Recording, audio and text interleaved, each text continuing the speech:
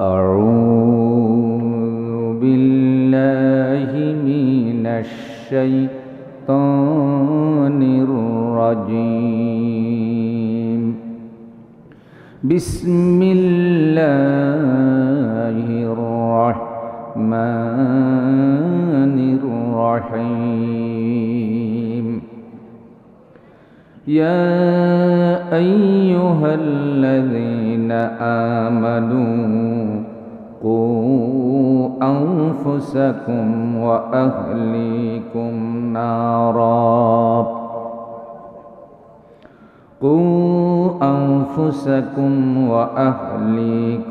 نارا وقودها الناس والحجارة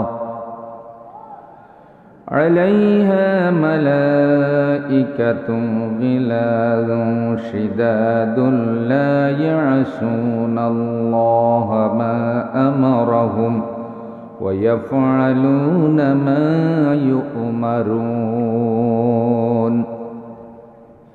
صدق الله العظيم.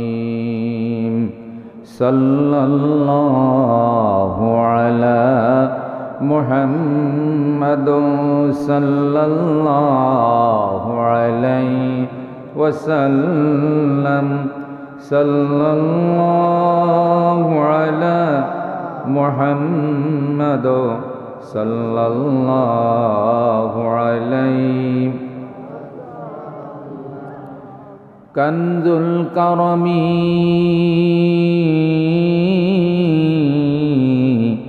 مولى النعم هادي الأمم لشريعته فمحمدنا هو سيدنا فالعز لنا لإجابته.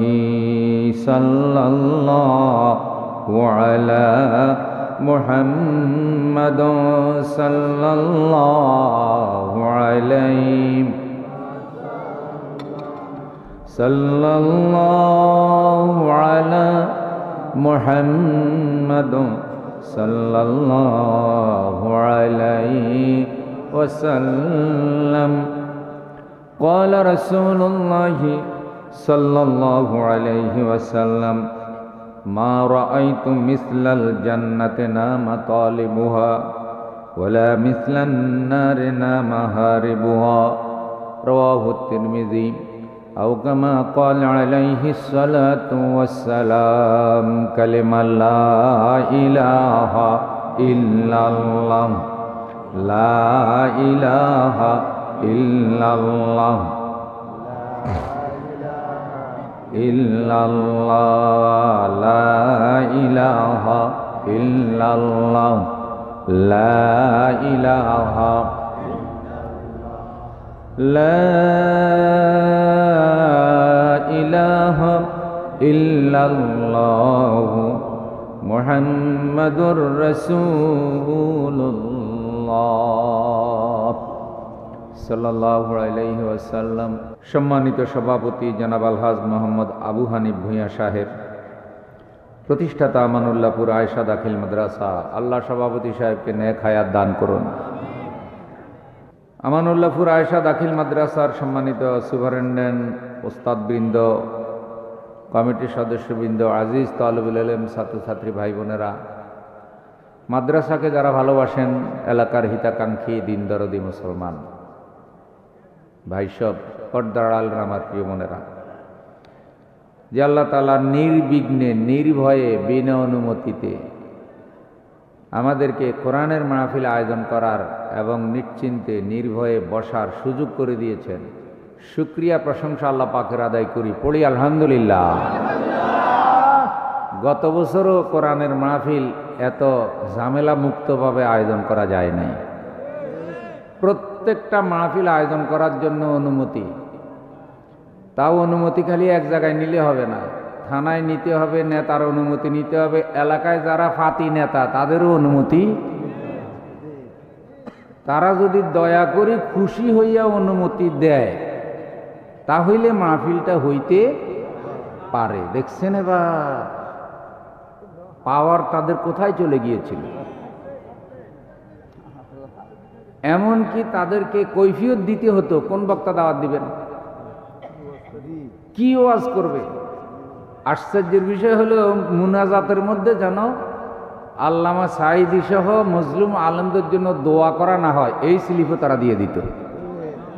মানে আপনাকে আল্লাহর কাছেও স্বাধীনভাবে বলতে দেবে না,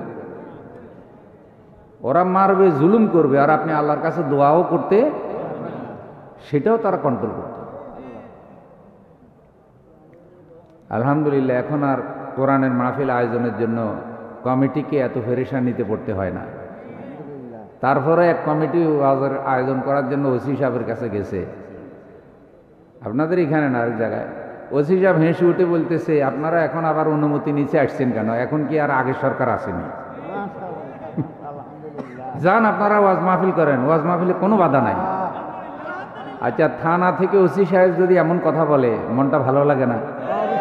আর আগে বলতো কি না, ওয়াজ করা যাবে না, সাপ আছে, উপরে সাপ। এই উপরটা যে কে কে যে এত সাবা হেতা করে সাবে,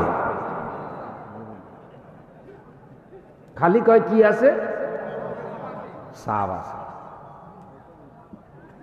আহা, তো ওসি সাহেব কয় আপনারা মাহফিল করেন, এখন আর আগের মতো নাই। তো কমিটি খুশি হয়ে গেল, আরো চা খাওয়াই দিল, বসেন আমাদের জন্য দোয়া করিয়েন। আমরা আল্লাহর কাছে দোয়া করি আল্লাহ তাআলা যেন এই যে সুন্দর একটা পরিবেশ 15 বছর পরে দিলেন, নতুন করে এই জুলুম অত্যাচার বাংলাদেশে আর যেন না হয়, এবং সন্ত্রাস, চাঁদাবাজ, দুর্নীতিবাজ, জুলুমকারীরা আর যেন বাংলাদেশের ক্ষমতায় যেতে না পারে। আপনারা সতর্ক থাকবেন তো? এখন তো আল্লাহ আপনাদের সুযোগ দিয়ে দিছে, এখন আপনাদের দায়িত্ব বেড়ে গেছে। আলহামদুলিল্লাহ। প্রিয় ভাইয়েরা আমার, আপনাদের সামনে আমি আল্লাহর কোরআনের সূরা আত-তাহরীম থেকে একটা আয়াতে কারিমা পড়েছি, যে আয়াতে কারিমার মূল কথা হলো 6 নম্বর আয়াত। ওই ইমানদারেরা তোমরা নিজেরা জাহান্নামের আগুন থেকে বাঁচো, তোমার পরিবার পরিজনকেও জাহান্নাম থেকে রক্ষা করো। আমরা জাহান্নামে যেতে রাজি? আমরা জাহান্নামে যেতে চাই না। জাহান্নামে যাওয়ার কোনো আমলও আমরা করব না। যেই গুনাহগুলি করলে জাহান্নামে যাওয়া লাগবে, আল্লাহ আমাদেরকে সেই গুনাহগুলো থেকে তুমি রক্ষা করো, বলেন আমিন। ইয়া আইয়ুহাল্লাযীনা আমানু, ওহে ঈমানদার, ওহে ঈমানদার, ওহে ঈমানদার, কু আনফুসাকুম ওয়া আহলিকুম নারা, তুমি নিজে জাহান্নাম থেকে বাঁচো, তোমার আহালকেও বাঁচাও। আহাল মানে ছেলে মেয়ে, পরিবার পরিজন, এরা হলো আহাল। তাফসীরে আহালের বিভিন্ন ব্যাখ্যা দেওয়া হয়েছে। আপনি পরিবার প্রধান, আপনার জন্য ছেলে মেয়ে, স্ত্রী, এরা আহাল। তাইলে আপনি নিজে জাহান্নাম থেকে বাঁচার চেষ্টা যেমন করবেন, আপনার পরিবার পরিজনও যেন জাহান্নামের আগুন থেকে বাঁচে, সেই চেষ্টাটাও করবেন। আমার ভাই মাহবুব ইজ্জুদ্দিন তাহের জাবিরি নূহ আলাইহিস সালামের একটা প্রসঙ্গ বয়ান করতেছিল, আমি ঘরে বসে বসে শুনছিলাম। আপনারা বলেন তো, নূহ আলাইহিস সালামের ছেলেটা ঈমান আনছিল নি? একজন রসুলের ছেলে হওয়ার পরে, নবী ছেলে হওয়ার পরে ওই ঈমানের মতো নিয়ামত পায় নাই। আবার ইব্রাহিম আলাইহিস সালাম জন্ম হয়েছেন, বহু চেষ্টা করেছে, কাফের বাবা কাফের মা, বহু চেষ্টা করেছে, তার বাবা ঈমান আনে নাই। বরং ইব্রাহিম আলাইহিস সালাম যে আগুনে নিক্ষেপ করা হয়েছে, ওই ষড়যন্ত্রের সাথে ইব্রাহিমের বাবাও জড়িত ছিল। বাপে ছেলেকে আগুনে ফেলার জন্য নমরুদের সহযোগিতা করে। হযরত নূহ আলাইহিস সালাম ছেলেকে বারবার বলতেছিলেন, বন্যা আসবে, সীমাহীন পানি হবে, এত পানি হবে যেটা তুমি কল্পনাও করতে পারো নাই। আগুনের চুলা ফেটে পানি বের হবে, পাহাড় ফেটে পানি বের হবে, পাথর ফেটে পানি বের হবে। ছেলে আমার ইমান আনো, আমার সাথে জাহাজে আসো।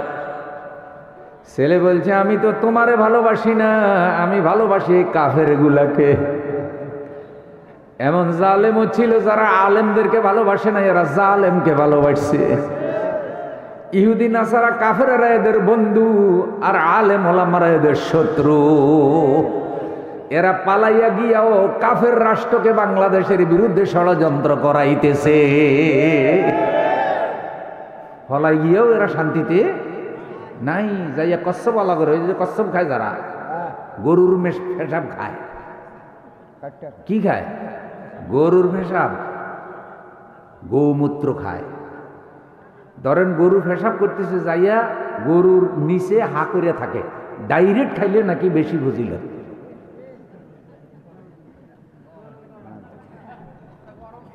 গরম টাটকাটা। ওদেরকে উস্কানি দিচ্ছে আমাদের স্বাধীনতা সার্বভৌমত্বের বিরুদ্ধে। ইসকন নামক একটা সন্ত্রাসী দল, যারা এই দেশে সেবার নামে সন্ত্রাসী কার্যক্রম চালাচ্ছে, যাদের ইন্ধনে ফরিদপুরে 2 জন নির্মাণ শ্রমিককে পিটাইয়ে হত্যা করা হয়েছে। গত বছর নাকি তার আগের বছর সিলেটে জুমার নামাজের দিন, জুমার দিন পূজা চলতেছে, মসজিদের পাশে তাদের মন্দির পূজা। এখন যখন জুমার বয়ান চলে, নামাজ হয়, তখন তো পূজার গান বাজনাটা বন্ধ রাখা কি উচিত না ভাই? সেই সময়তে পূজা মানেই তো তাদের ঢোল তবলা গান বাজনা, এটাই তো তাদের পূজা, এটা থাকেই। মাইকে চালাইতেছে, ইমাম সাহেব খুতবা দিতে পারে না, মুসল্লিরা নামাজ পড়তে পারে না। অবশেষে ইমাম সাহেব গিয়ে অনুরোধ করছে যে নামাজের সময়টুকুন আপনাদের এই পূজার গান বাজনা বন্ধ রাখেন। সেখানে তারা বন্ধ রাখবে না, কারণ তাদের যোগ, মুসলমানরা তো তখন ফরাদিন, ছাগল নাচে ঘুন্ডা জোরে, কথা কন না, ছাগল নাচে কিছু জোরে, খুঁটা জোরে। কত আলেম ওলামাকে অপমান করছে। প্রত্যেকটা প্রতিষ্ঠান, বাংলাদেশের প্রতিষ্ঠান ওদের কাছে জিম্মি। এমনকি মাদ্রাসা বোর্ডে পর্যন্ত অমুসলিম পরিচালক দিয়ে দেওয়া হয়েছে সব জায়গায়। তারা বন্ধ করবে না। মুসল্লিদের মধ্যে একটু জটলা হইল, কথা কাটাকাটি হইল, এটা তো ধর্মীয় ইস্যু। পরের দিন সকালবেলায় হুজুরের ভিতরে ইমাম সাহেবের গলা কাটা লাশ পাওয়া গেল। ওই সময় সবাই দাবি করেছে ইসকন এটা করেছে, কিন্তু ইসকনকে কন্ট্রোল করার চেষ্টা ওই জালিম সরকার করে নাই। শেষ পর্যন্ত মানব সেবার নাম করে স্বৈরাচার পালিয়ে যাওয়ার পরে নতুন ষড়যন্ত্রে তারা লিপ্ত হয়েছে। তাদের একজন নেতা দেশবিরোধী রাষ্ট্রদ্রোহী ষড়যন্ত্রে লিপ্ত হয়েছে, পুলিশের কাছে তার রিপোর্ট আছে, পুলিশ তাকে গ্রেফতার করেছে। বাংলাদেশে বড় বড় নেতাদেরকে অতীতে গ্রেফতার করা হয়েছে না? কেউ কি আদালতে হামলা করছে? এরা চট্টগ্রাম আদালত ঘেরাও করে সাইফুল ইসলাম আলিফ নামে একজন তরুণ আইনজীবীকে প্রকাশ্যে দিবালোক ইসকনের লোকেরা কোপাইয়ে হত্যা করে ফেলেছে। কত বড় দুঃসাহস!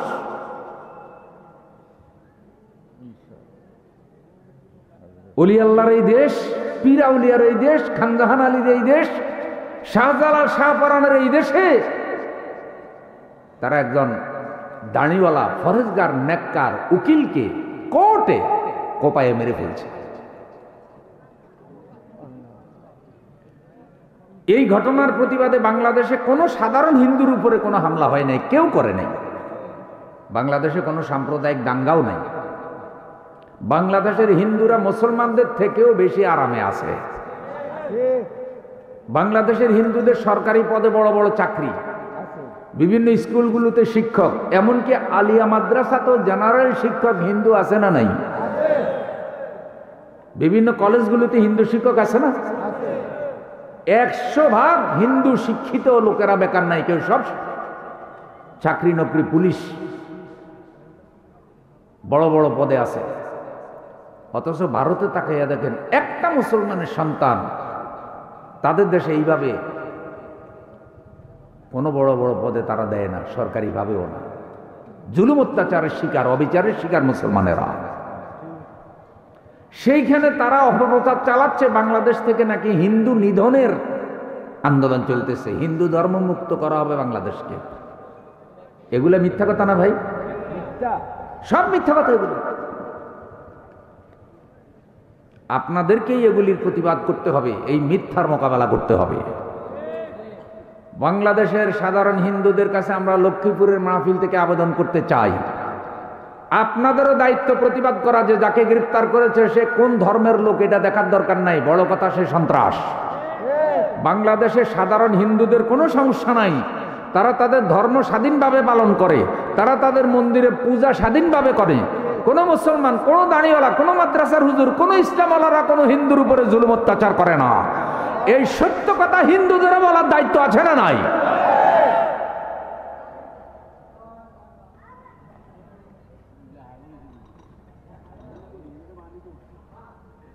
প্রিয় ভাইয়েরা আমার, আমি আপনাদের যেই কথাটি বলছিলাম, জাহান্নামের আগুন থেকে নিজে বাঁচুন, পরিবার পরিজনকে বাঁচান। নিজে জাহান্নাম থেকে বাঁচলে হবে না, ছেলে মেয়ে পরিবার পরিজনকেও বাঁচাতে হবে। আর পরিবারের ব্যাখ্যায় বলা হয়েছে আপনার জন্য আপনার ছেলে মেয়ে পরিবার, স্ত্রী পরিবার, কিন্তু পরিবারের আরেকটা ব্যাখ্যা আছে, প্রশাসনিক ব্যাখ্যা। যেমন একজন মেম্বারের জন্য পরিবার হইল তার ওয়ার্ডের জনগণ। তিনি নিজে যেমন জাহান্নাম থেকে বাঁচার চেষ্টা করবেন, ওই ওয়ার্ডের মেম্বার হওয়ার কারণে তার ওয়ার্ডের জনগণ যেন জাহান্নাম থেকে বাঁচতে পারে, তিনি সেই চেষ্টাটাও করবে। এটা আসল মানব সেবা। ইউনিয়ন চেয়ারম্যানের জন্য পরিবার হলো পুরো ইউনিয়নের জনগণ। তিনি শুধু ইউনিয়নের রাস্তাঘাট উন্নয়ন করলেই হবে না, তিনি ইউনিয়নের মধ্যে ফুল করলেন, ব্লিচ করলেন, কালভার্ট করলেন, হাসপাতাল বানালেন। এটাই শুধু মানব সেবা না, বড় মানব সেবা হলো পুরা ইউনিয়নের মধ্যে মানুষ যেন জাহান্নামে যাওয়ার মতো পাপ না করে, সমাজে যেন কোনো অন্যায় অবিচার, জুলুম অত্যাচার, শিরিক বেদাত কবিরা গুনাহ না থাকে, মানুষগুলো যেন সোনার মানুষ হয়, জান্নাতি মানুষ হয়। এই চেষ্টাটা ইউনিয়ন চেয়ারম্যান হিসাবে তিনি করবেন, কারণ তাকে তো তার ইউনিয়নের জনগণের হক সম্পর্কেও জিজ্ঞাসা করা হবে। আপনারা কি আমার কথা বুঝতেছেন? নারায়ে তাকবীর। তাহলে মেম্বারের জন্য পরিবার হইল পুরো ওয়ার্ডের জনগণ, চেয়ারম্যানের জন্য পরিবার হইল পুরা ইউনিয়ন, একটা ডিসির জন্য পরিবার হইল পুরা জেলা, একটা সরকারের জন্য পরিবার হইল পুরা দেশ। তাহলে এবার একটু বুদ্ধি খাটান, চিন্তা ভাবনা করেন। একটা সরকার যদি রাস্তার উন্নয়ন করে, একটা সরকার যদি সমাজের উন্নয়ন করে, আমরা যেগুলিকে উন্নয়ন বলি এগুলি করে, কিন্তু জাহান্নামে যাওয়ার মতো হাজার হাজার পাপের দরজা খুলে দেয়, তাহলে এই সরকার তো গোটা জাতির জাহান্নামে যাওয়ার রাস্তাটা সহজ করে দিল। এখন আল্লাহ বলছেন, কু আনফুসাকুম ওয়া আহলিকুম নারা, তুমি নিজে জাহান্নামের আগুন থেকে বাঁচো, তোমার পরিবার পরিজনকেও জাহান্নাম থেকে বাঁচাও। তাহলে যেই সরকার, যেই প্রশাসন পুরা জাতিকে জাহান্নামে যাওয়ার মতো পাপে লিপ্ত করে, তারা বেঈমান প্রশাসন, তারা জনগণের বন্ধু হতে পারে না। যারা জনগণকে জাহান্নামের পথে পরিচালিত করে তারা জনগণের শত্রু। জনগণের উচিত এই ধরনের নেতাদেরকে নেতৃত্বের আসন থেকে সরাইয়া আল্লাহওয়ালা নেতাদেরকে সমাজের নেতৃত্বের আসনে বসানো। আচ্ছা, বাস চালাই হলো ড্রাইভার, অ্যাক্সিডেন্ট করলে যাত্রী মরেনি, আপনাদের মন খারাপ নাকি? ড্রাইভারকে চালায় গাড়ি, তো অ্যাক্সিডেন্ট করছে ড্রাইভার, মারা গেছে যাত্রী, যাত্রীর দোষ নাই, কিন্তু দোষ কি? দোষ হইলে ওই গাড়ির সে প্যাসেঞ্জার হয়েছে। চালকের ভুলের কারণে নিরীহ যাত্রী মারা যায়। দেশ চালায় যারা আমার বন্ধু, তারা এই দেশের ভিতরে অনেক পাপাচার চালু করে দেওয়ার কারণে আমাদের ছেলে মেয়ে, তরুণ তরুণীর চরিত্র নষ্ট হয়ে যাচ্ছে, ফলে তারা ঈমান হারাচ্ছে। এইসব জালেমদের কারণে আজকে মুসলমানের সন্তান অনেকে নাস্তিক হয়ে যাচ্ছে।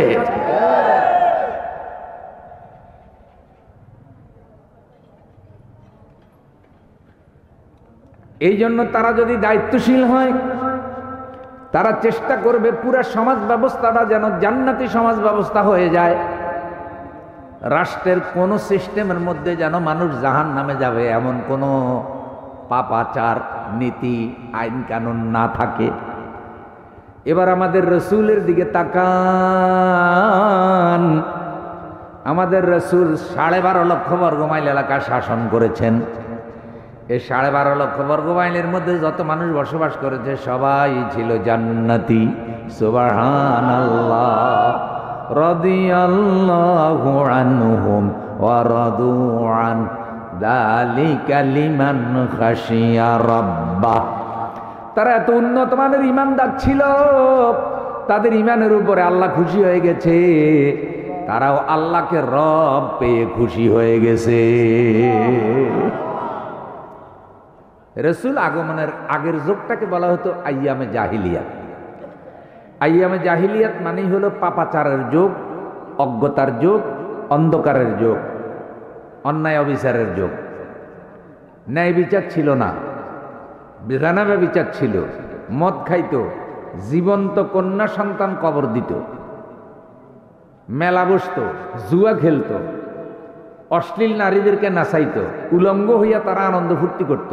উলঙ্গ অবস্থায় আবার এসে কাবাগর তোয়াফ করত। লোকরা জিজ্ঞাসা করতে উলঙ্গ হইয়া করো কেন?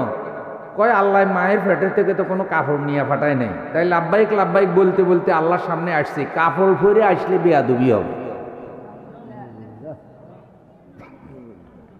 কাপড় পরলে নাকি এটা অভদ্রতা হবে। আইসা তারা তলবিয়া পড়তো, লাব্বাইক আল্লাহুম্মা লাব্বাইক, হে আল্লাহ আমরা হাজির, হে আল্লাহ আমরা হাজির।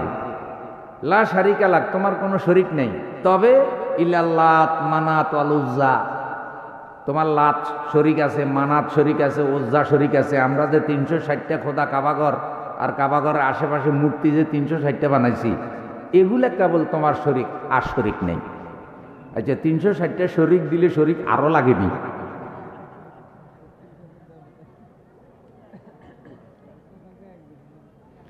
এইভাবে তারা একটা জগা খিজুলি বিশ্বাস লালন করত। যুগটাকে বলা হতো আইয়ামে জাহিলিয়া।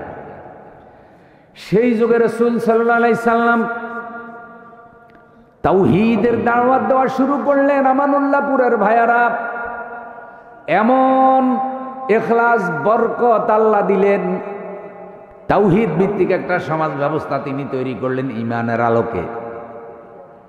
মক্কায় রসুল 10 বছর, মদিনায় 10 বছর থাকলেন, মক্কায় 13 বছরে 23 বছর। এই 23 বছরে আল্লাহ তাআলা ইসলামের এমন বিজয় দান করলেন, হযরত ওমরের আমলে গিয়া অর্ধেকটা পৃথিবীতে ইসলাম পৌঁছে গেল। হযরত ওমরের আমলে অর্ধেকটা পৃথিবী ইসলামী খেলাফত প্রতিষ্ঠিত হয়ে গেছে। বুকে হাত দিয়া বলেন, এই অর্ধেকটা পৃথিবীর ভিতরে সুরিয়া ছিল, সন্ত্রাস ছিল, চাঁদাবাজি ছিল, ডাকাতি ছিল, হাইজ্যাকার ছিল, ইফটিজিং ছিল, দর্শন ছিল না, চুরি ডাকাতির ভয় ছিল না। মানুষ ঘরের দরজা খুলে ঘুমাইছে, চুরি ডাকাতির ভয় নেই। আমাকে দরজা খুলে ঘুমাইবার সুযোগ আসেনি। আরে ঘর তো দূরের কথা, স্বয়ং মসজিদের তালা ভাঙি কোরআন শরীফ দিয়া চোরে কোরআন শরীফের উপরে দাঁড়াইয়া গড়ি চুরি করে। চুরি বিদ্যার এত উন্নতি হয়েছে যে মসজিদের দান বাক্স পর্যন্ত ভেঙে চুরি আছে না না? মসজিদের ক্যাশিয়ার মসজিদের ক্যাশ খাইয়া শেষ, পাবলিকে ধরছে হিসাব দেন। ক্যাশিয়ার জানে যে হিসাব দিলে হিসাব দেওয়া সম্ভব হবে না, কারণ টাকা তো কোথায়। শেষে কয় এত হিসাব করো কেন মিয়া, তোমাকে নিয়ত ভালো না, তোমাকে ইমান দুর্বল, আমারে বিশ্বাস করো না, কি লেগে হিসাব চাও? দেখছি কি এবার এত ইমানদার। মুসল্লিরা ধরছে পাক্কা ধরা, কয় যত ওয়াজই করেন আজকে কিন্তু হিসাব দেওয়া লাগবে, ছাড়াছাড়ি নেই। ওই বেটা যখন দেখছে যে আজকে তো বাঁচার উপায় নেই, ওরা তো চালাক হয়ে গেছে, কোনো ওয়াজও করে ধরে না। লাস্টে কয় শুন, আমি খালি আল্লাহটা খাইছি, তো গোটা খাইছি, তোরা তোর আগস কিনলে। হিসাব নিকাশ যদি দিতে হয় আমি আল্লাহরে বুঝাই দিতে পারলেই তো হইল, তোরা নামাজ পড়বি আর চইলা যাবি। এইরকম ডাকাইতের কাছেও কোনো কোনো মসজিদ আছে না নাই? মুসল্লিদেরকে ধমকের উপরে রাখে। তো ওমরের যুগে এরকম কিছুই ছিল না। কেন ছিল না? কারণ কি? কারণ তাদের চরিত্রে ছিল কোরআন, আমলে ছিল কোরআন, চিন্তা চেতনায় ছিল কোরআন, শিক্ষা ব্যবস্থায় কোরআন, বিচার ব্যবস্থায় কোরআন, রাষ্ট্র পরিচালনায় কোরআন, পরিবার পরিচালনায় কোরআন, রান্নাঘর থেকে শুরু করে আন্তর্জাতিক জীবন পর্যন্ত, টয়লেট বাথরুম থেকে শুরু করে পারিবারিক জীবন, সব জায়গায় কোরআনের আইন থাকার কারণে, কোরআনের আমল থাকার কারণে তাদের জীবনে কোনো অশান্তি ছিল না, নিরাপত্তাহীনতা ছিল না। আল্লাহ জান্নাতে শান্তি দিয়েছে। সেই কোরআন এখনো আমাদের মধ্যে আছে। কোরআনের শিক্ষা নাই, কোরআনের আমল নাই, কোরআনের আইন নাই, কোরআনের উপরে বান্দাদের এখন একিনও নষ্ট হইয়া গেছে। আর কিছু জালেমেরা কোরআনকে শিক্ষা ব্যবস্থা থেকে বিচ্ছিন্ন কইরা মানব রচিত শিক্ষা ব্যবস্থা বানাইছে। কুদরতে খোদা শিক্ষা কমিশন নাম দিয়া, ধর্মনিরপেক্ষ শিক্ষানীতি বানাইয়া আমাদের ছাত্র সমাজ যেন ফেরাউন নমরুদের মতো হইয়া যায়, এই ব্যবস্থা করছে জালেমেরা শিক্ষা ব্যবস্থা দিয়া। ফলে আমাদের টাকায়ও বরকত নাই, চরিত্রেও বরকত নাই, পরিবারেও বরকত নাই। আমাদের দেশে মসজিদে জুতা চোর, ঘরের গরু চোর, রাষ্ট্রের টাকা চোর, সব চোর। আর কি চোর? ওরে আল্লাহ রে, কোনো কিছুই তো দেখা যায় নিরাপদ না।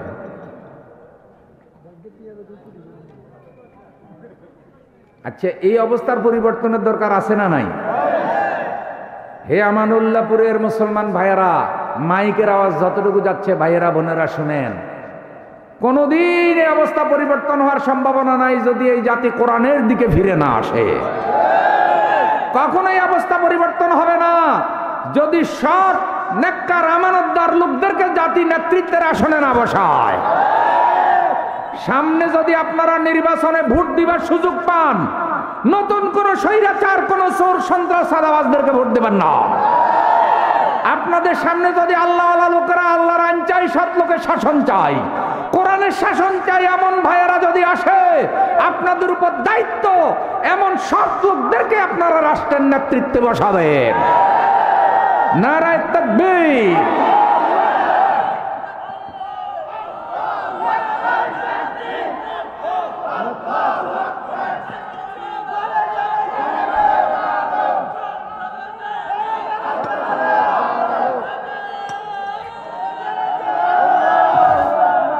আমি কি কোনো এক দলের কথা বলছি?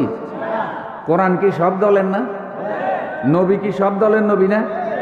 আল্লাহ কি সব দলের আল্লাহ না? তাহলে কোরআনের শাসনের কথা বললে তো সব দল মিলা একসাথে কোরআন আন্দোলন করা উচিত। কিন্তু তুমি মুসলমান দাবি করো, হাজী সাহেব দাবি করো, দেখা যায় যারা কোরআনের শাসনের কথা বলে তুমি তাদের উপরে জুলুম করো। আর তুমি দল একটা বানাইছো, এটার নাম দিছো ধর্মনিরপেক্ষ মতবাদ। এই দল বিশ্বাস করলে মানুষের ইমানই থাকবে না। তুমি দল বানাইছো, নাম দিছো পুঁজিবাদ, জাতীয়তাবাদ, এই বাদ, এই সবগুলো দলের পরিণতি হলো বরবাদ। ইসলামের পরিণতি হলো আবাদ। সকল মানব রচিত দলের পরিণতি বরবাদ। জোরে বলেন, কি বাদ? আরো জোরে, আরো জোরে। ইসলামের পরিণতি আবাদ। ইসলাম হলো আবাদ। আমরা ভালোদের পক্ষে আছি, ভালো মানুষের পক্ষে। সে ভালো মানুষটা যেই দলেই পাওয়া যাবে, কোনো অসুবিধা।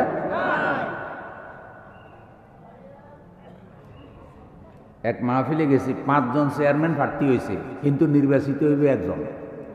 এখন 500 জন মাহফিলে টাকা দিছে মাদ্রাসার জন্য। 500 জনে হুজুরের বলতেছে আমি যেন চেয়ারম্যান হইতে পারি, দোয়া করিয়েন। হুজুর তো মহাবিপদে বসে, দোয়া কেমনে করবে? মাদ্রাসার প্রিন্সিপাল সাহেব এসে হুজুরের কানে কানে কয়, হুজুর দোয়া কিন্তু সাবধানে করিয়েন, 500টাই কিন্তু ডাকাইত। এখন দোয়া কোনটার পক্ষে যাইব? তো হুজুরে কইতেছে টেনশনের কারণ নাই, দোয়াও সিস্টেম মতো করার নিয়ম কি? তো হুজুরে দোয়ার মধ্যে বলতেছে, আল্লাহ এখানে 5 জন বা ইউনিয়নের চেয়ারম্যান প্রার্থী হয়েছে, 5 জন মাদ্রাসায় 10,000 করে টাকা দিয়ে দোয়া চাইছে, তারা সবাই চেয়ারম্যান হইতে চায়, কিন্তু আল্লাহ চেয়ারম্যান তো 5 জন হবে না, চেয়ারম্যান হবে 1 জন। আল্লাহ 5 জনের মধ্যে যেই লোকটা ভালো, যেই লোকটা চেয়ারম্যান হইলে পরে ইউনিয়নের কল্যাণ হবে, উপকার হবে, এই 5 জনের মধ্যে ভালো লোকটারে তুমি চেয়ারম্যান বানাইয়া দিও। হুজুরে কয় আলহামদুলিল্লাহ, দোয়াটা খাপের খাপ হয়েছে হুজুর।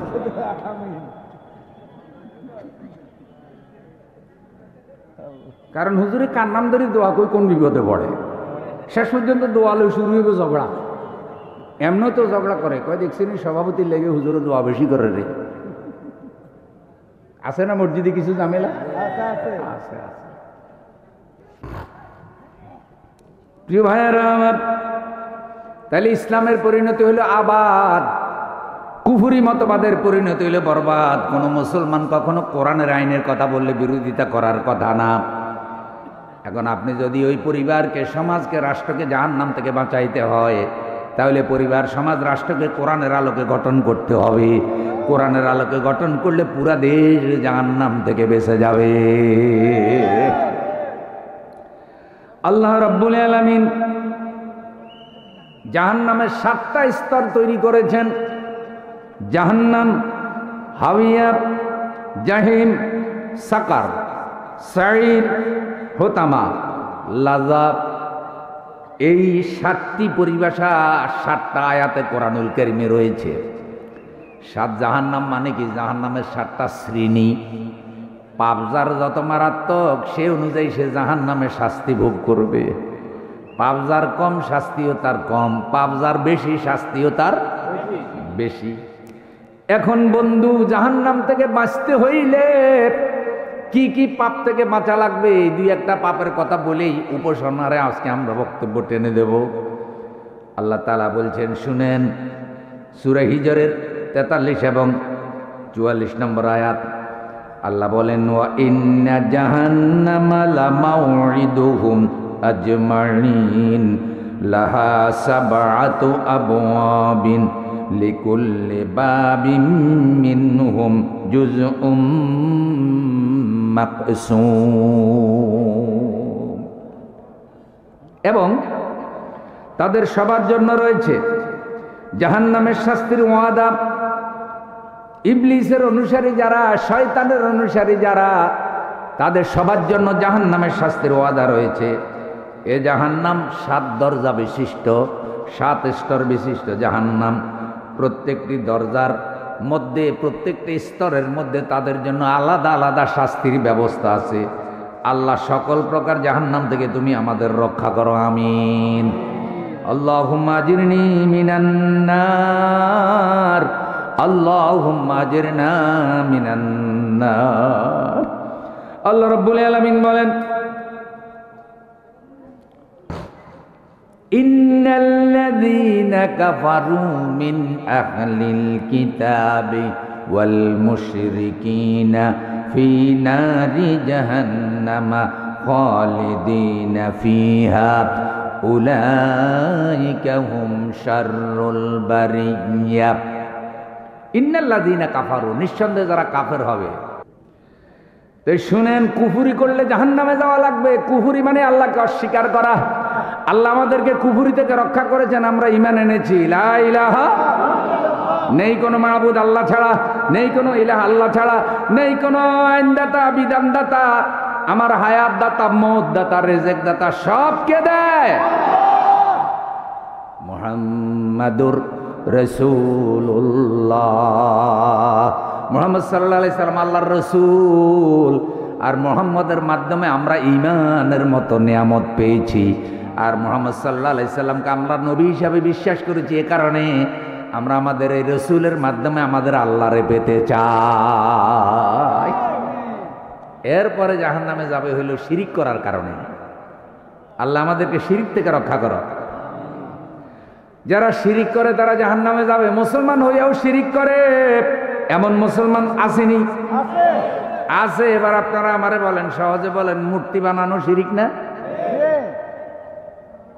ও বন্ধু, মূর্তি বানানো শিরিক, মূর্তির মধ্যে ফুল দেওয়া শিরিক, মূর্তির সামনে নীরবে দাঁড়াইয়া থাকা শিরিক। এখন বলেন বাংলাদেশে একজন বড় নেতার শত শত মূর্তি তার মেয়ে বানাইছিনি? বানাইছে, কিন্তু নিজের টাকায় বানায় নাই, বানাইছে জনগণের টাকায়। জনগণ থেকে অনুমতিও নেয় নাই।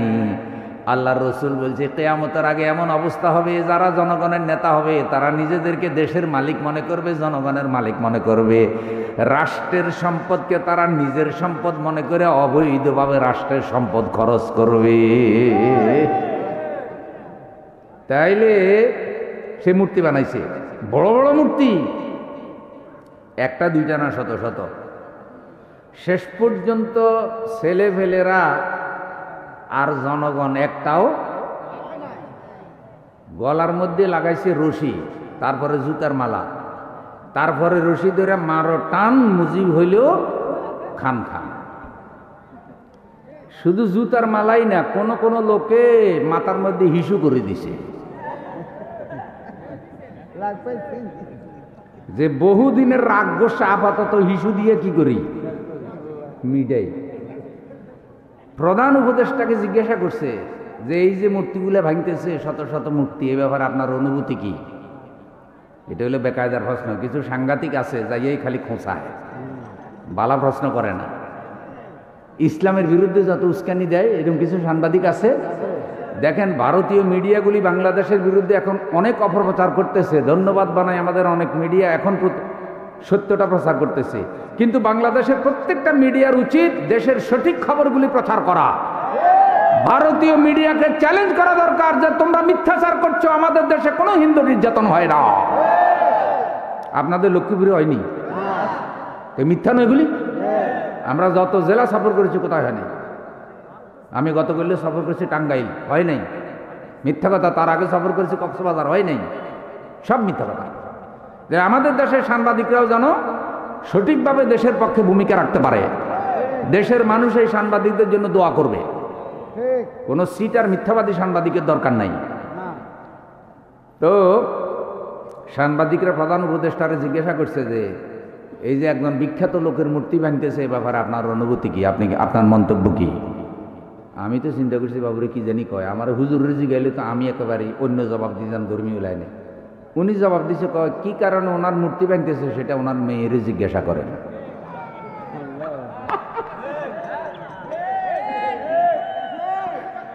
এটা ওনার মেয়ের জিজ্ঞাসা করেন, পাবলিকে ওনার বাপের উপরে কেন এটা করতেছে? এই 15 বছর যাবত উনি এই জনগণের সাথে কি ব্যবহার করছে যে জনগণ এত রাগ হয়ে গেছে?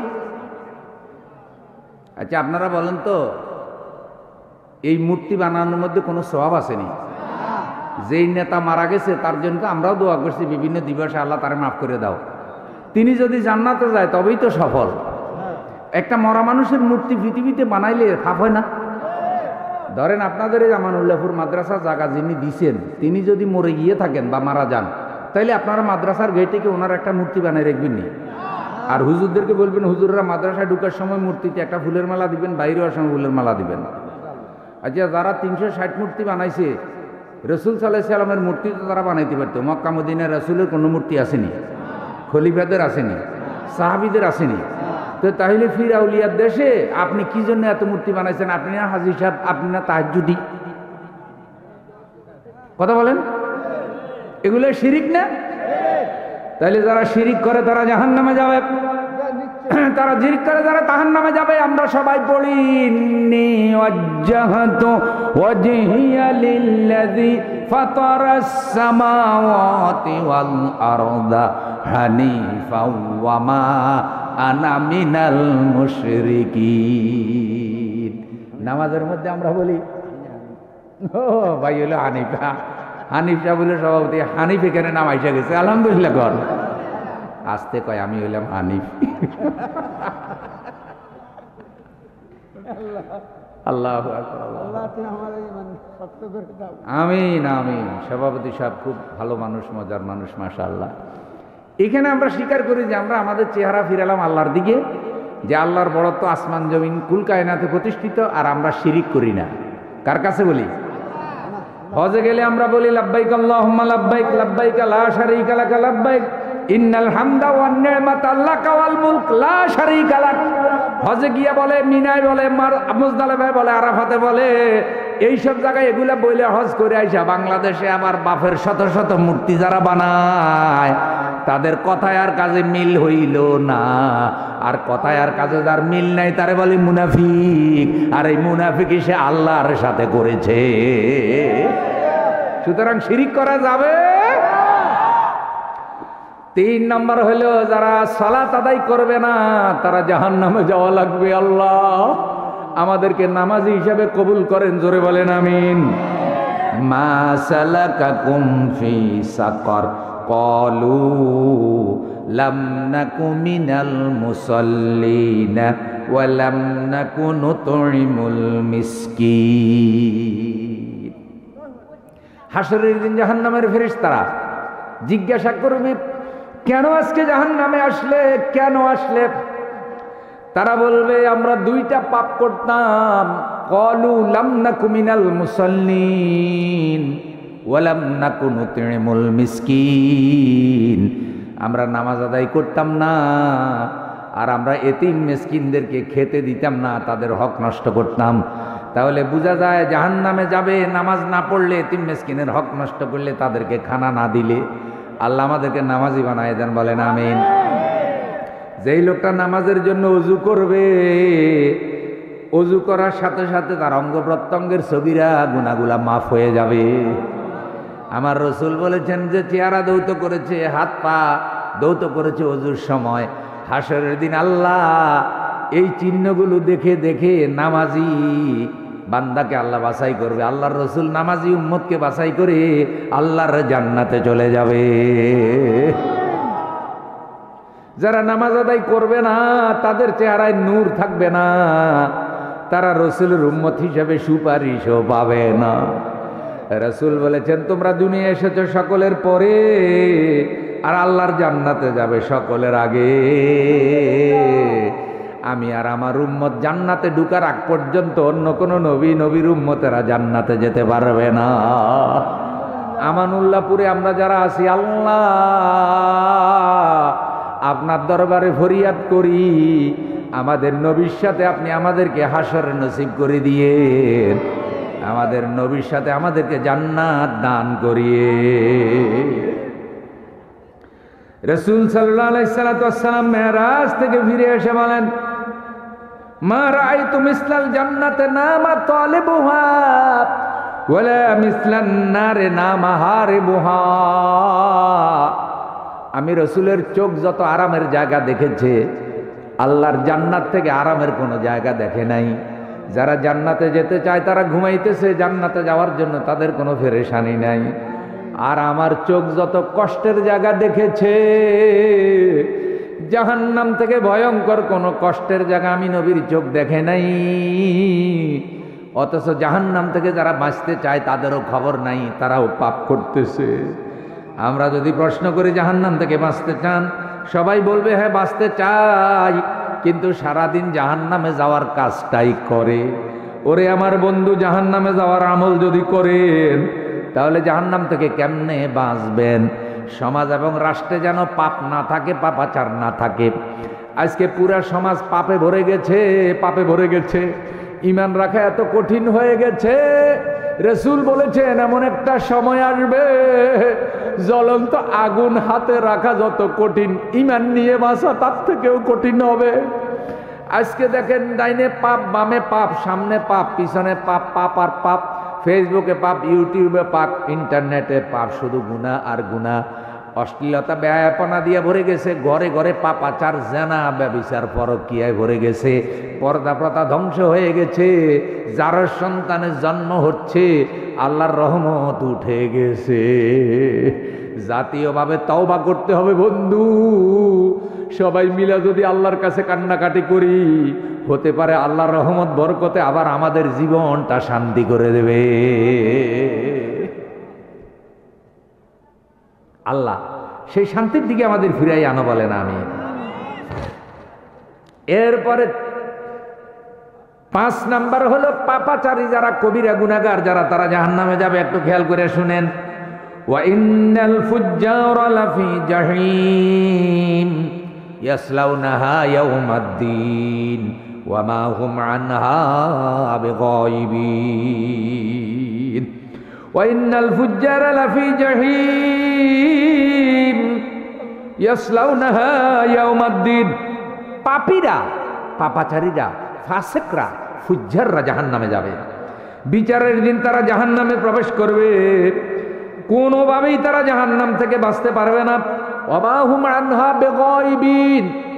দুনিয়াতে পুলিশে তালাশ করলে আসামি পায় না, জঙ্গলে লুকায়, এই জেলা থেকে সেই জেলায় লুকাইতে পারে, পালাইতে পারে। কিন্তু আমার আল্লাহ বলছে কোনো জাহান্নামী কখনো পালাইতে পারবে না। জাহান্নামীরা বাম হাতে আমলনামা পাবে, জান্নাতীদেরকে আল্লাহ ডান হাতে আমলনামা দেবে। আমার নবী বলেছে, আয়েশা রে, হাসরের দিন এমন একটা সময় হবে, সন্তান পিতাকে মনে রাখবে না, পিতা সন্তানকে ভুলে যাবে, স্ত্রী স্বামীর পরিচয় দেবে না, স্বামী স্ত্রীর পরিচয় দেবে না, বন্ধু বন্ধুরে পরিচয় দেবে না। ওই অবস্থায় আমি নবী আমার উম্মতেরে ভুলবো না। হযরত আয়েশা বলছে, হুজুর আপনি আমার ভুলে যাবেন, আমি না আপনার স্ত্রী? হুজুর বলছে, আয়েশা, কয়েকটা জায়গা আছে অনেক নবীও তাদের উম্মতের কথা মনে রাখতে পারবে না। তো কোনটা? বলছে একটা হইল এমন অবস্থা হবে, ঘোষণা আসবে উপরের থেকে, যার যার আমলনামা দেওয়া হবে, সবাই ফেরেশান হয়ে যাবে। কার আমলনামা কিভাবে আসে? আল্লাহর পক্ষ থেকে একটা বাতাস আসবে, সেই বাতাসে যার যার আমলনামা উঠতে থাকবে। যারা জান্নাতি তাদের আমলনামা সামনে থেকে ডান হাতে আসবে, আর যারা জাহান্নামী তাদের আমলনামা পিছন থেকে আল্লাহ বাম হাতে ধরাইয়া দেবে। বাম হাতে যে আমলনামা পাবে রে বন্ধু, সে জাহান্নামে যাওয়ার টিকিট পেয়ে গেল। ডান হাতে যে আমলনামা পাবে, সে তো জান্নাতে যাওয়ার গ্রিন সিগন্যাল পেয়ে গেল। ওয়া আম্মা মান উতিয়া কিতাবাহু বিশিমালিহি ফায়াকুলু ইয়া লাইতানি লাম উতা কিতাবিয়া। পাপীকে, জাহান্নামীকে যখন বাম হাতে আমলনামা দেওয়া হবে, সে আমলনামা পেয়ে চিৎকার করবে, কাঁদবে, হাউতাশ করবে, পেরেশান হয়ে যাবে, বুঝবে আমার জাহান্নাম ছাড়া কোনো উপায় নাই। কেঁদে কেঁদে বলবে, ইয়া লাইতানি লাম উতা কিতাবিয়া, ইয়া লাইতানি লাম উতা কিতাবিয়া। হে আল্লাহ, আফসোস, আজকে যদি আমার আমলনামা আমারে দেওয়া না হতো। যারা পরীক্ষায় ফেল করে তারা আফসোস করে, কাঁদে, আর বলে আজকে যদি পরীক্ষার ফলাফল বের না হতো তাহলে মানুষ জানতো না যে আমি ফেল করেছি। পাপী তখন বলবে, যদি আমলনামাটা আমার হাতে দেওয়া না হতো, ওয়ালাম আদ্রি মা হিসাবিয়া, আজকে যদি হিসাব দেওয়া না লাগতো কত ভালো হতো। এ আফসোস যে বাম হাতে আমলনামা পাবে সে করবে। আল্লাহ রাব্বুল আলামিন আরো বলেন, ইয়া লাইতাহা কানাতিল কাযিয়া মা আগনা আন্নি মালিয়া। সে বলবে, আফসোস, মৃত্যুই যদি আমার শেষ হয়ে যেত, আমি যদি মাটির সাথে মিশে যেতাম, আমাকে যদি আবার পুনরায় উঠানো না হতো, আমাকে যদি রূহ দেওয়া না হতো, হাসরে যদি আমাকে উঠানো না হতো, মা আগনা আন্নি মালিয়া, আমার কোটি কোটি টাকা ছিল, সেই টাকা কোনো কাজে আসলো না। আমার অনেক কর্মী ছিল, সমর্থক ছিল, অনেক চামচা ছিল, যারা আমাকে ফুলের মালা দিত, যারা আমি কোথাও গেলে আমার পিছনে পিছনে স্লোগান দিত, আমার জন্য শত শত গেট বানাইতো, শুভেচ্ছা, স্বাগতম, অমুক নেতার আগমন। মা আগনা আন্নি মালিয়া, টাকা পয়সাও নাই, অনুসারীরাও নাই, কর্মীরাও নাই, সমর্থকও নাই। হালাকা আন্নি সুলতানিয়া, দুনিয়াতে আমার যে ক্ষমতা ছিল, আমার এখন আর ক্ষমতাও নাই। সকল ক্ষমতা হলো আমার আল্লাহর। বলেন তো ক্ষমতা কার? ক্ষমতা কার? দুনিয়াটা ধ্বংস করার পরে 40,000 বছর আল্লাহ একা থাকবেন। এই 40,000 বছর আল্লাহ শুধু আফসোস করবেন। তখন পৃথিবীও নাই, কোনো মানুষ জানো নাই, কিয়ামত হয়ে গেছে। আল্লাহর নাম ধরে ধরে ডাক দিবেন, ইয়া দুনিয়া আইনা জিবালুকে, হে দুনিয়া তোমার পাহাড়গুলি কোথায়, হে ফেরাউন তুমি কোথায়, হে নমরুদ তুমি কোথায়, কুজা কারুন কুজা ফেরাউন কুজা নমরুদ সদহামা, কুজা কারুন কুজা ফেরামা, কুজা আশাও কাতে সাহেল, কুজা তখ্ত সুলাইমানি। সুলাইমান আলাইহিস সালাম সারা দুনিয়াকে একটা রাজ্যে পরিণত করে শাসন করেছেন। সেই সুলাইমান আলাইহিস সালামের মতো বড় শাসক এখন আর দুনিয়ায় নাই, সিংহাসনও নাই। ফেরাউন নিজে খোদাই দাবি করেছে, পানিতে ডুইবা মরছে, সেই ফেরাউনের ক্ষমতা গদিও নাই। নমরুদ একটা ল্যাংড়া মশার কামড়ে শেষ হয়ে গেছে, নাই। আবু জাহেল আবুল আহাবের গোষ্ঠী আমার রসুলরে কত কষ্ট দিয়েছে, বদরের যুদ্ধে শেষ হয়ে গেছে, নাই। 16 বছর যাবৎ যারা ক্ষমতার বাহাদুরি দেখাইছে তারা বলেছে 41 সাল আপাতত টার্গেট, পরে টার্গেট আরো বাড়বে। আল্লাহ কয় 41 সাল নয়, 2024 সালের 5 আগস্ট তোমার গদি ডুইবা যাবে, গাঁটটি নিয়ে ফালাইবা, সময় পাইবা না।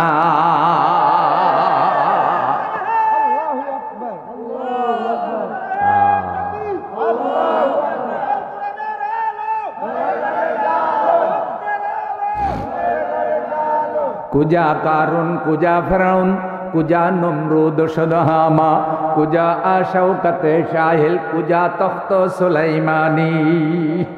সেই জাহান্নামী যে ক্ষমতার কারণে জাহান্নামী হয়েছে, ক্ষমতাকে কাজে লাগাইয়া কোটি কোটি মানুষকে পাপ করাইছে। আপনারা বলেন তো, আমাদের দেশে যারা মদের লাইসেন্স দিছে তাদের দায় আছে না নাই? যারা এই দেশে জাকাতের অর্থনীতি বন্ধ করে সুদের অর্থ ব্যবস্থা চালু করছে, কোটি কোটি মানুষকে সুদ খাওয়ায়, অবৈধ খাওয়ায়, হারাম খাওয়ায়, তাদের আল্লাহর কাছে হিসাব আছে না নাই? ধরা আছে না নাই? যারা এই দেশে কোরআনের বিচার ব্যবস্থা বাদ দিয়া ব্রিটিশ আইনে বিচার ব্যবস্থা চালাইতে আছে, তাদের আল্লাহর কাছে ধরা আছে না না? যারা শিক্ষা ব্যবস্থা কোরআন থেকে বিচ্ছিন্ন করিয়া জেনারেল লাইনে যারা পড়ে তাদেরকে জাহেল বানাইতেছে কোরআনের ব্যাপারে, ঈমান নসিব হয় না, কোরআন হাদিসের কিছু জানে না, তাদের দায় আছে। পুরা জাতিকে যারা বেশরম বানাইতেছে, পর্দা পর্দা বন্ধ করে দিয়া, তাদের দায় আছে। যারা সিনেমার মাধ্যমে, নাটকের মাধ্যমে জেনা ব্যভিচারের লাইসেন্স দিতেছে, তাদের দায় আছে। তারা মানব রচিত সংবিধান দিয়া দেশ শাসন করে, কোরআনকে তারা সংবিধান বানায় না, তাদের দায় আছে না নাই? সেই দিন আল্লাহ বিচারক, গদিওয়ালাদের গদি আর নাই, সব গদিওয়ালা আসামি। দুনিয়াতে হাজার হাজার মানুষ তাদের পিছনে লাইন ধরত।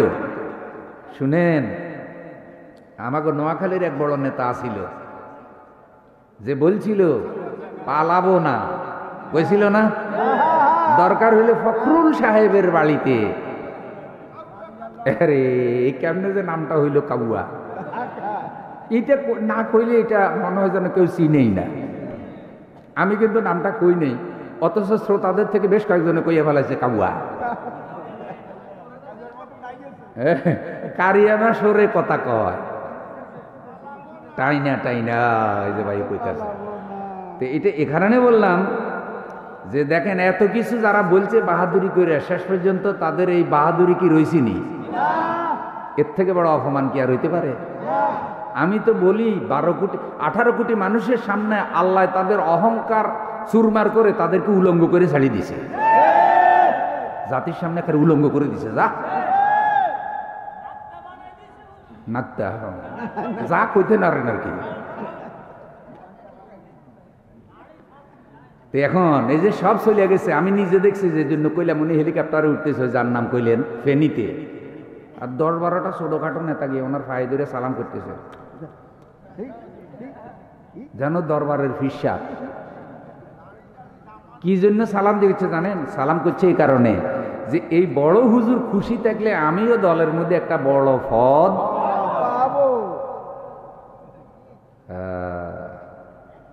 মুরব্বীরা বলে না, মুসির নজর জুতার দিকে, বিড়ালের নজর হুরির দিকে, আর হেতের নজর হইল খালি পদের দিকে। এখন পদ পাওয়ার জন্য যারে তারে সালাম করতেও কি, ওনারে যে হেলিকপ্টারের সামনে সালাম করছে ওগুলোর খবর নন, জীবনে এত মহব্বতের সাথে মা বাবারও সালাম করেনি। পায়ে ধরে। এখন আমি কইতেছি কি ভাই, এইসব কারণে, এই ক্ষমতার কারণে মানুষ পাপ করে, জুলুম করে, সীমা লঙ্ঘন করে। এখন হাসরের দিন যখন দেখবে যে এই ক্ষমতার কারণে সে জাহান্নামে গেছে, তখন আফসোস করে বলবে হালাকান্নি সুলতানিয়া, হালাকান্নি সুলতানিয়া, আমার ক্ষমতা চলে গেছে, আমার গদি চলে গেছে, আমার প্রভাব চলে গেছে। এখন কেউ আমার ফুলের মালা দেয় না, কেউ আমার জন্য অভ্যর্থনা গেট বানায় না, কেউ আর আমারে ঘেরাও করে না, কেউ আমার জন্য দরদি হয় না। এই সময় আল্লাহ জাহান্নামে ফেরেশতাদেরকে বলবে, আল্লাহর অর্ডার, বিচারককে, বিচারককে। আল্লাহ কারো উপরে জুলুম করবে না রে বন্ধু, কর্মের পাওনা শুধু হাসরের দিন আল্লাহ বুঝাইয়া দেবে। কোন নামাজি মানুষ, ভালো মানুষ, নেককার মানুষের আল্লাহ জোর করে জাহান্নাম দিবে এমন সম্ভাবনা? প্রত্যেকটা লোক কর্মের কারণেই জাহান্নামে যাবে। আল্লাহ রাব্বুল আলামিন জাহান্নামের ফেরেশতাকে তখন নির্দেশ দিবেন, কি বলে? খুযুহু ফাগুল্লুহু সুম্মাল জাহিমা সাল্লুহু। এই জালেম নেতারে, এই জাহান্নামীরে ধরে ফেলো ফেরেশতা, তার গলার মধ্যে জাহান্নামের ডান্ডা বেড়ি ভরাইয়া দাও। এরা কত ভালো মানুষকে ধরে নিয়ে ডান্ডা বেড়ি ভরাইয়া দিছে, এরা কত আলেমকে ধরে নিয়ে গরুর দড়ি দিয়ে বাঁধছে, এরা কত নেককার মানুষকে ডান্ডা বেড়ি পরাইছে। ডান্ডা বেড়ি পড়তে পড়তে পড়তে পড়তে পায়ের মধ্যে ফসকা পড়ে গেছে, দাগ পড়ে গেছে। সোরেরা বাহাদুরের মতো ঘুরছে, নেককার মানুষদেরকে ডান্ডা বেড়ি পরাইছে। ও জাহান্নামের ফেরেশতা, খুযুহু ফাগুল্লুহু, ওকে ধরে ফেলো, জাহান্নামের ডান্ডা বেড়ি ওর গলার মধ্যে পেঁচাইয়া দাও। সুম্মাল জাহিমা সাল্লুহু, ও ফেরেশতা জাহান্নামের চেইন দিয়া, আগুনের রশি দিয়া তারে ভালো করে বাঁধো।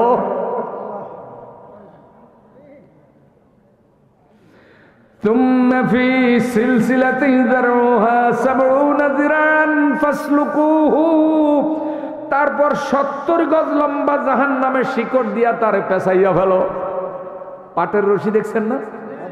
পাটের রশি যেভাবে একটা আরেকটাকে ফেঁসায়, আল্লাহ বলবে জাহান্নামের ৭০ গজ লম্বা আগুনের ডান্ডা বেড়ে দিয়া তার এভাবে ফেঁসাইয়া ফেলো।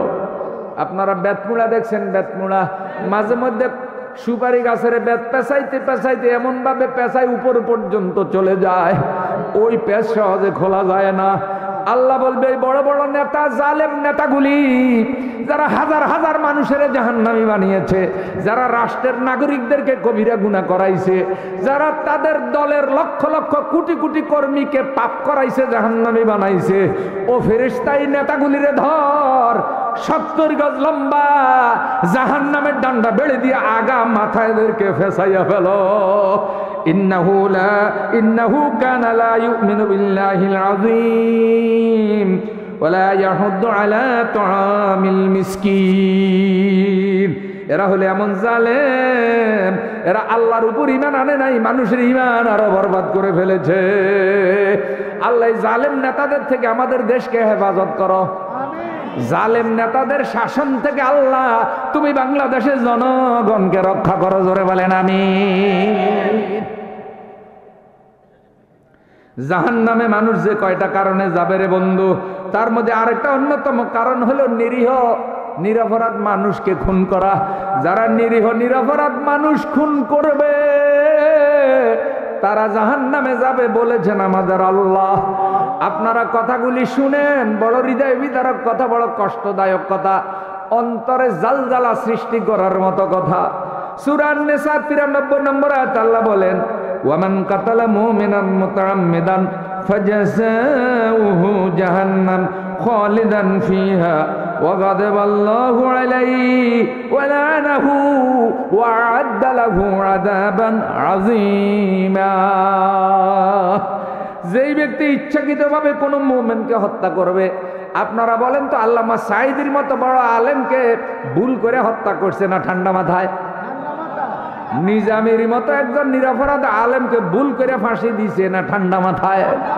ঠান্ডা মাথায় মিথ্যা মামলা সাজাইয়া মিথ্যা সাক্ষী দাঁড় করাইয়া ওই 1971 সালের মিথ্যা অভিযোগ ওনার উপরে ইলজাম লাগাইয়া দিছে। দেলু শিকদারের অভিযোগ মানাইছে মাওলানা দেলোয়ার হোসেন সাঈদীর উপর, কসাই কাদেরের অভিযোগ আব্দুল কাদের মোল্লার উপরে যারা ছাপাইয়া জীবিত মানুষে যারা ফাঁসি দিছে তারা খুনি, তারা খুনি, তারা খুনি।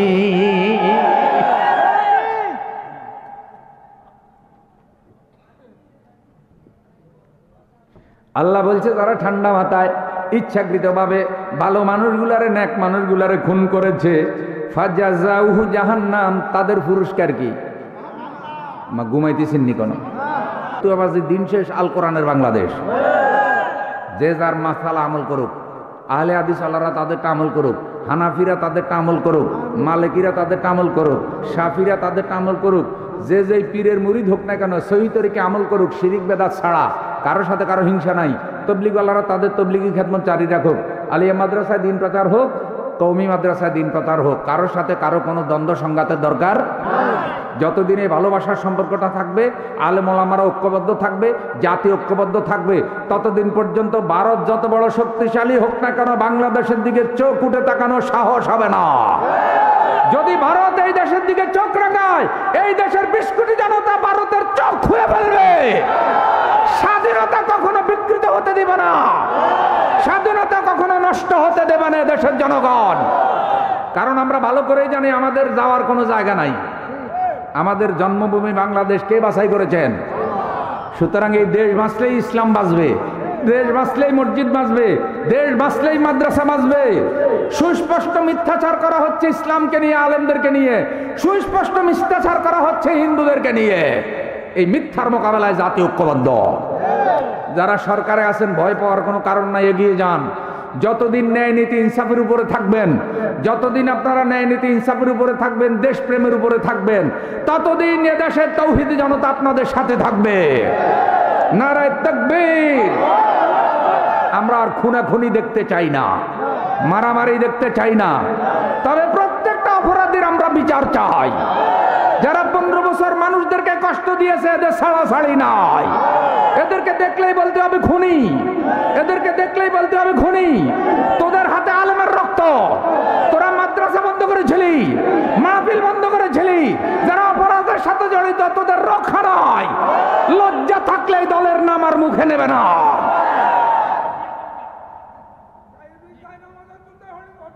করতে দেন, এটা জানাজা পর্যন্ত করতে দেয় নাই,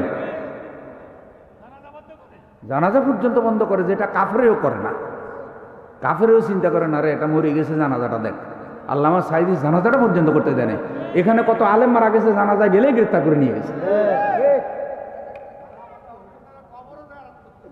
কবর জিয়ারত করতে যাইতে দেয় না। দেখছেন মানুষের মনে কত কষ্ট। আমি বলার আগেই কিন্তু শ্রোতারা বলতেছে। আল্লাহ এই জুলুম অত্যাচার থেকে আমাদের রক্ষা করো। তাইলে শোনেন, আমরা তো কারো কষ্ট দেব না, আমরা কাউকে হত্যাও করব না। হত্যা হবে আইনের মাধ্যমে, আমরা বিচার দাবি করতে পারি। আলহামদুলিল্লাহ, যেই কোর্টে তথাকথিত ক্যাঙ্গারু কোর্টে মিথ্যা সাক্ষী দিয়া অন্যায় অবিচার করে ভালো মানুষদেরকে ফাঁসি দিয়েছে, সেই কোর্টে এখন এই হত্যাকারীরা আসামি হয়েছে। খেলাকার, ধরাকার, তিলকাল আইয়ামু নুদাবিলুহা বাইনান নাস। কোরআন বলছে এভাবেই আমি যোগ বলটায় দেই। এখন তারা তো মিথ্যা অভিযোগে ফাঁসি দিছে, তাদের যেই পরিমাণ সত্য অভিযোগ আছে বিশ্বাস করেন, তারা যা এই জাতির সাথে ঘটাইছে তাদেরকে 1000 বার ফাঁসি দেওয়া যাবে, একটা মিথ্যা কথা বলা লাগবে না। তাদের বিরুদ্ধে একটা মিথ্যা কথা বলা লাগবে না, যা ঘটাইছে, যা দলিল প্রমাণ আছে এগুলা দিয়ে 1000 বার ফাঁসি দেওয়া যাবে।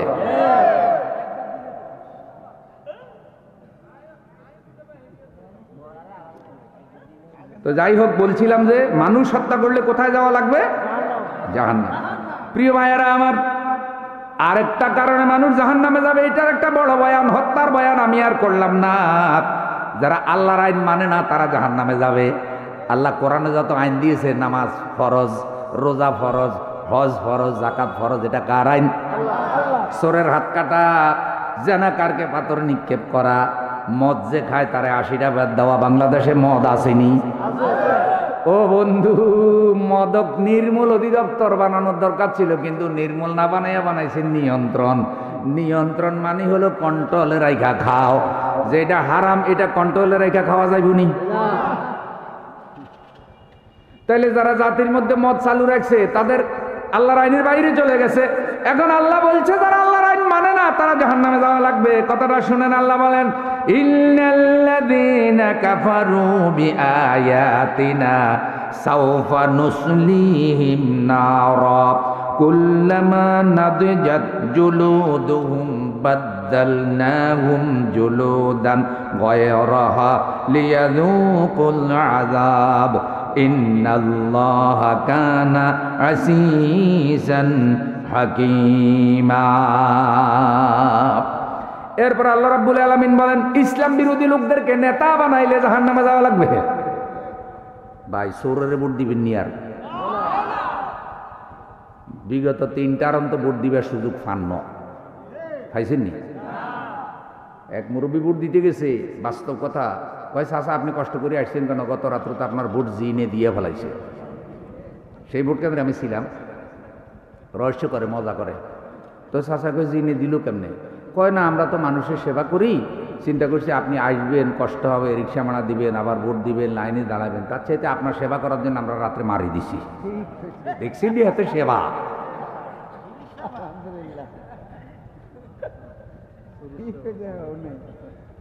তো চাচাই কয় তো বুঝলাম আমার সেবা করছো, তো আমার ভাই যে মরি গেছে হাতের ভোট দিলে যে হাতে সেবা করছো কি লেগে? মরাটারও কি করছে? জাতির সাথে তামসা করে না? এগুলা যদি না করতো তাহলে এত অন্ধকারে জাতি যাইতো না। তো মানুষ ভোট দিত, একজন ফেল করতো একজন পাস করতো, স্বাভাবিক নিয়ম নীতি থাকতো, তোমরাও থাকতো, সবাই থাকতো। হয়তো একবার এটা আরো পাস করতো, এই পাস করতো, জনগণ যারে ভোট দেয় সেই পাস করতো। এটাই তো, এটা হইলে তো এত শত্রুতা বাড়তো না। তো এইটা বন্ধ করে দিয়ে তো সব অন্ধকার ঢুকি গেছে বই। আর ঢুকার পর এখন আর বাইরে আর রাস্তা পায় না। তারপরেও কয় কি 2000 মারার পরেও 3 বাহিনীরে কয় কি আরো মারো, তোমাকে মারাটা বেশি হইতেছে না, আরো এক্সপার্টের সহিত মারো। পুলিশের রাজধানী কয়, সেনা প্রধানরে কয়, নৌবাহিনী কয়, সব সব খালি মারো আর মারো। তো সবাইরে মাইরে হইলে ওনারে বাঁচাইতে হবে, ওনারে রক্ষা করতে হবে। কেন 2-4 লাখ মাইরে হইলে ওনারে ক্ষমতা রাখতে হবে? কারণটা কি আপনি বুকুরে নিজের একটু জিজ্ঞাসা করেন তো। ওনার এমন স্পেশাল কি যোগ্যতা যে লাখ লাখ মাইরে হইলেও রাখন লাগবে ওনারে?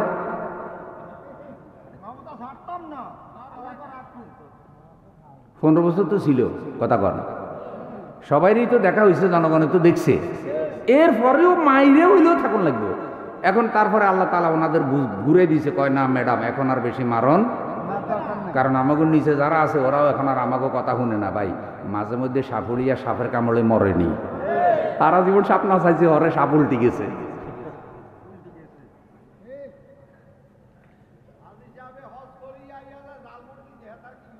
হেতার কি হেতারে জানো, আজ হিসাবে হজ করি জাল ভোট দিছে, হেতার কি উপায় হইব? কি সুন্দর মশলা হন, আমি কি কইতাম কন।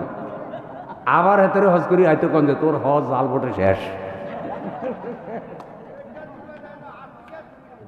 আশিকে দিছে, ও বুঝছে যে ওর হজ শেষ হয়ে গেছে গা, ভোট হজ যখন আবার করুন তো আশিকে দিয়ে এলে। এভাবে ভোট হয়ে গেছিল একটা তামসা। এগুলোর কারণেই তো অফরি না। আমি বলছি ভাই সামনে আলহামদুলিল্লাহ আপনারা ভোট দিবার সুযোগ পাবেন ইনশাআল্লাহ, সেই লক্ষণ দেখা যাচ্ছে। তো সেই সময় আপনারা যদি কোরআন হাদিস বিরোধী কাউকে ভোট দেন তাহলে জাহান্নামে যাওয়া লাগবে। কথাটা আমার না, কথাটা আল্লাহ তাআলা শুনেন। ওয়াল্লাযীনা কাফারু আউলিয়াউহুমুত তাগুত ইউখরিজুনাহুম মিনান নূরি ইলায যুলুমাত উলাইকা আসহাবুন নার হুম ফিহা খালিদুন। যারা কাফের তারা নেতা মানে তাগুতেরে, তারা নেতা বানায় তাগুতেরে, তারা সমর্থন করে খারাপ লোকদেরকে। আর এই খারাপগুলি তাদেরকে ইসলামের আলো থেকে বের করে কুফরির অন্ধকারের দিকে নিয়ে যায়। উলাইকা আসহাবুন নার হুম ফিহা খালিদুন। এরা জাহান্নামে যায়, আর এদের সাথে যারা আছে তারাও জাহান্নামে যায়, নাউজুবিল্লাহ। এরপরে সগুলখুরি করলে, শিকায়ত করলে জাহান্নামে যাওয়া লাগবে। সগুলখুরি বুঝেননি? একজনের কথা আরেকজনের কাছে লাগাই দিয়ে 2 জনের মধ্যে কিলে লাগাই দিছে। ধরেন হানিফ ভাইরে কইছে, হানিফ ভাই আপনারা তো এই মাদ্রাসার হুজুরে আপনারা এই কথা কইছে, আসলে হুজুরে কয় নাই। আবার হুজুরেরই কইছে কি হানিফ ভাই কিন্তু চা দোকানে খাইতে খাইতে আপনারা যে অপমানটা করলে হয়েছে নি। এবার হানিফ ভাইয়েরও মেজাজ গরমে গেছে, হুজুরেরও মেজাজ গরমে গেছে। মধ্যখানে ওই গুড়ি চাইছে কে? আরেকজনে। দুইজন যখন আনিবে রে, দুইজন যখন দেখা হয়েছে লাগি গেছে ঝগড়া, আর হাতে বসে বসে বাদাম খায়, লাগা গিট্টু তো আমি লাগাইছি। এটা চগলখুরি, এটা কি এগুলা লাগাইবেন না ভাই। আপনার আর আমার কারণে যেন কারো মধ্যে গন্ডগোল না বাজে। অনুরোধ করি আপনার কারণে আপনার ভাইয়ে ভাইয়ে যেন গন্ডগোল না লাগে, আপনার কারণে আপনার ছেলে এবং ছেলের বউর মধ্যে যেন গন্ডগোল না লাগে। কোনো পিতা মাতাকে অনুরোধ করি, আপনার ছেলের বউয়ের অনেক দোষ ত্রুটি থাকতে পারে, কিন্তু তাই বলে আপনার ছেলের বউয়ের বিরুদ্ধে ছেলেকে আপনি উস্কানি দিবেন না, খারাপ রিপোর্ট দিবেন না, ধৈর্য ধরবেন। আর আল্লাহর কাছে দোয়া করবেন, আল্লাহ আমরা মা বাবা দুনিয়ায় কয়দিন আছি, আমার ছেলে আর ছেলের বউ যেন সুখে থাকে। আর ছেলের বউকে বলি, কোনোভাবেই আপনার শ্বশুর শাশুড়ির বিরুদ্ধে আপনার জামাইয়ের কাছে খারাপ রিপোর্ট দিবেন না। আপনি ছেলের বউ, আপনার শ্বশুর শাশুড়ি আপনার মা বাবার মতো, আপনার স্বামীকে কখনো আপনার শ্বশুর শাশুড়ির ব্যাপারে খারাপ রিপোর্ট দিবেন না। আপনাদেরকে অনুরোধ করি, কোনো স্বামী স্ত্রীর মধ্যে গন্ডগোল লাগানোর জন্য দুইজনের মধ্যে কুবুদ্ধি দিবেন না, বরং দুইজন যেন শান্তিতে থাকে সেই চেষ্টাটা করবেন। ছগলখোর যারা, তারা জাহান্নামে যাবে। রাসূল সাল্লাল্লাহু আলাইহি সাল্লাম বলেন, লা ইয়াদখুলুল জান্নাতা নাম্মামুন, রাওয়াহুল বুখারী ওয়া মুসলিম। সহিহ বুখারী সহিহ মুসলিমে হাদিস এসেছে, রাসূল সাল্লাল্লাহু আলাইহি সাল্লাম বলেছেন, যারা নাম্মাম, যারা চগলখোর, তারা জাহান্নামে যাবে, তারা জাহান্নামে যাবে। ক্বালা নাহা রাসূলুল্লাহ সাল্লাল্লাহু আলাইহি সাল্লাম আনিন নামিমা।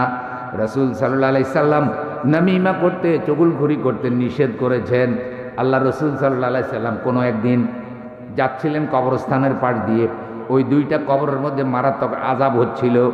রাসূল সাল্লাল্লাহু আলাইহি সাল্লাম বললেন, এই যে দুইটা লোকের কবরে আযাব হচ্ছে, এটা সাধারণ কারণ, একজন পেশাব পায়খানা থেকে ভালো করে পরিষ্কার হতো না, পেশাব পায়খানা থেকে ভালো করে পরিষ্কার হতো না, পেশাব পায়খানা থেকে ভালো করে পরিষ্কার হবো, ঢিলাগুলো ব্যবহার করা, অথবা এখন টয়লেট পেপার বেরিয়েছে এগুলো ব্যবহার করা, পানি দিয়ে পরিষ্কার হওয়া। এখন তো আলহামদুলিল্লাহ পরিষ্কার থাকা অনেক সহজ। আগের মুরব্বীরা টয়লেট বাথরুম করতে কত কষ্ট করে, হারে ওই খালের ফাড়ে বাথরুম, বাসা থেকে অন্তত 10 মিনিট হাইটে বাথরুমে যাওয়া লাগতো। আর এখন বেডরুমের সাথে গরম পানি, ঠান্ডা পানি, টয়লেট, বাথরুম। একজনকে, হুজুর আমি আমার বাথরুমের মধ্যে 20 লাখ টাকা খরচ করছি। কয় লাখ? 20 লাখ টাকার একটা প্যাকেজ বাথরুম সাজিয়েছে। একটা বাথরুমে 20 লাখ টাকা খরচ করছে, খালি যেখানে এত হাগু করবো, হাগু করবো।